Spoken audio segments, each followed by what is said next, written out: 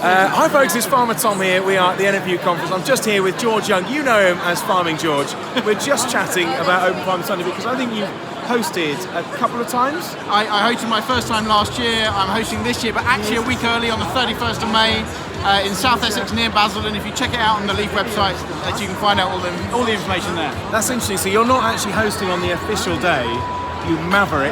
What's happening there? I was meant to be hosting on the original day, but actually I'm going to the US to go and visit a load of bakeries, a load of mills, nice. and a wheat breeding institution out in America. It's going to be awesome.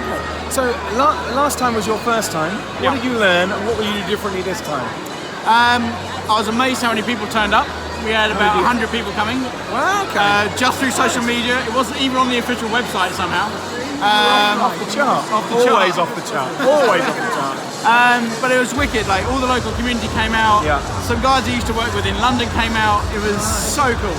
Really cool. And I think and it's a big focus about having events that aren't just 2,000 or 3,000, but actually are local events. And I love the fact that people are in danger of meeting a real farmer. That's great, isn't it? So, and did you work with other local farmers? How did you set things up? Just reaching for the glass. This time I didn't. No, so the first time I didn't work with anyone else. It was just me. I love the idea of working with some local farmers. Hopefully, to get kind of a more diverse section of farmers involved, to get some dairy involved, to get some beef involved, rather than just arable with a few extras. That's what I really love to have. To represent the kind of wider industry. And what else have you learned the first time that you're kind of taking into this year? Everyone really loves the animals. Yeah. Oh yeah.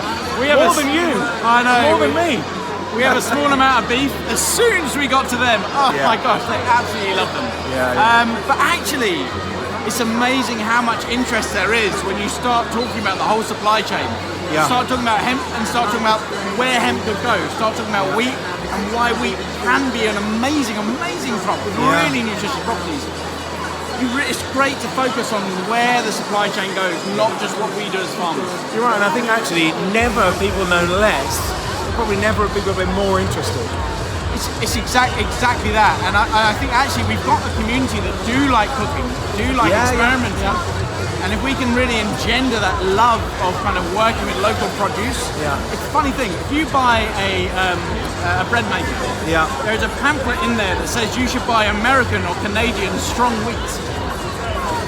Which is ridiculous. And I agree. And alright, we grow softer wheats on the whole in the UK, but they're so tasty and they've got amazing properties. Yeah. If we can start infiltrating those markets, there's an amazing growth. I've got to start making bread from my own wheat. That's another story, but I've got to start making bread from some stuff. It's really fun. It's really fun.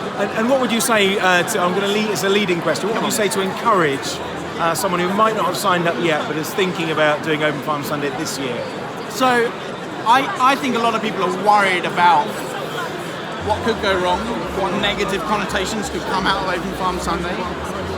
Because I think there's a lot of negative light painted on farming in the media, and I think there is a lot of negative feeling about farmers from the kind of militant vegan movement. And what I'd say is that militant vegan movement is tiny. Vegans are lovely. I know tons of them. I work with a vegan society. They're an amazing organisation. They've got amazing focus on what they're trying to do with farming and the industry generally. So what I'd say is, do Open Farm Sunday. You'll realise how great your community is. You'll link in with your community. They will start talking to you. I've done Open Farm Sunday last year. I've been writing a blog for 18 months. A huge amount on social media. My village waves to me when I drive down the road. When I'm in the tractor at harvest, they wave to me. That connection is absolutely fantastic. That's right, and I think actually people coming to farms for Open Farm Sunday, it's self-selecting. There are people who are interested, people who are enthusiastic, people who are positive. So I've been reading a book recently called Ready, Fire, Aim, which basically says sometimes you just got to do stuff and then kind of reevaluate afterwards and adjust the second year. So there's a real kind of go for it from you and a go for it from me. It's exactly that. It's a huge amount of fun.